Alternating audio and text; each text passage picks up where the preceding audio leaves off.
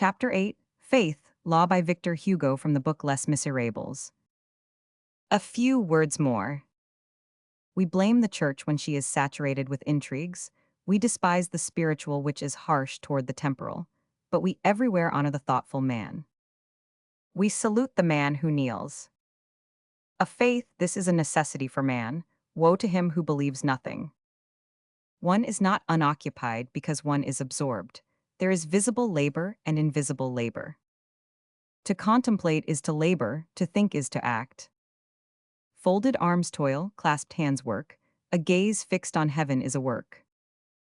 Thales remained motionless for 4 years. He founded philosophy. In our opinion, Cenobites are not lazy men, and recluses are not idlers. To meditate on the shadow is a serious thing. Without invalidating anything that we have just said, we believe that a perpetual memory of the tomb is proper for the living. On this point, the priest and the philosopher agree. We must die. The Abbé de la Trappe replies to Horace.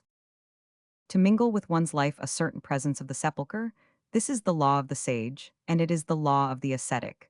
In this respect, the ascetic and the sage converge. There is a material growth, we admit it. There is a moral grandeur, we hold to that.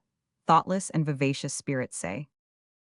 What is the good of those motionless figures on the side of mystery? What purpose do they serve? What do they do?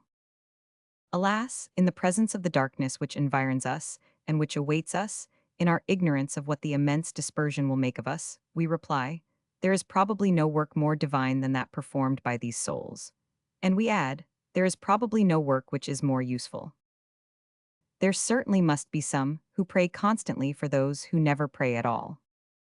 In our opinion, the whole question lies in the amount of thought that is mingled with prayer. Leibniz praying is grand, Voltaire adoring is fine. Dio erexit Voltaire. We are for religion as against religions. We are of the number who believe in the wretchedness of orisons and the sublimity of prayer. Moreover, at this minute which we are now traversing, a minute which will not, fortunately, leave its impress on the 19th century, at this hour, when so many men have low brows and souls but little elevated, among so many mortals whose morality consists in enjoyment, and who are busied with the brief and misshapen things of matter, whoever exiles himself seems worthy of veneration to us. The monastery is a renunciation.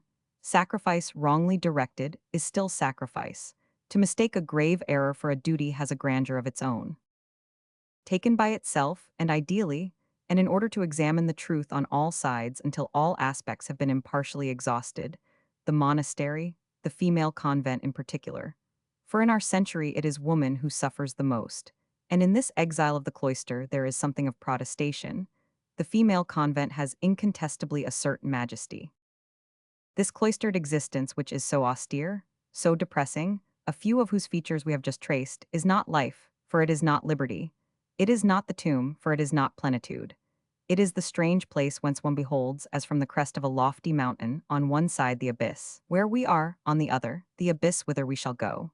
It is the narrow and misty frontier separating two worlds, illuminated and obscured by both at the same time, where the ray of life which has become enfeebled is mingled with the vague ray of death.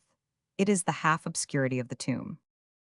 We, who do not believe what these women believe, but who, like them, live by faith, we have never been able to think without a sort of tender and religious terror, without a sort of pity, that is full of envy, of those devoted, trembling, and trusting creatures of these humble and august souls, who dare to dwell on the very brink of the mystery, waiting between the world which is closed and heaven which is not yet open, turned towards the light which one cannot see, possessing the sole happiness of thinking that they know where it is, aspiring towards the gulf and the unknown, their eyes fixed motionless on the darkness, kneeling, bewildered, stupefied, shuddering, half lifted, at times, by the deep breaths of eternity.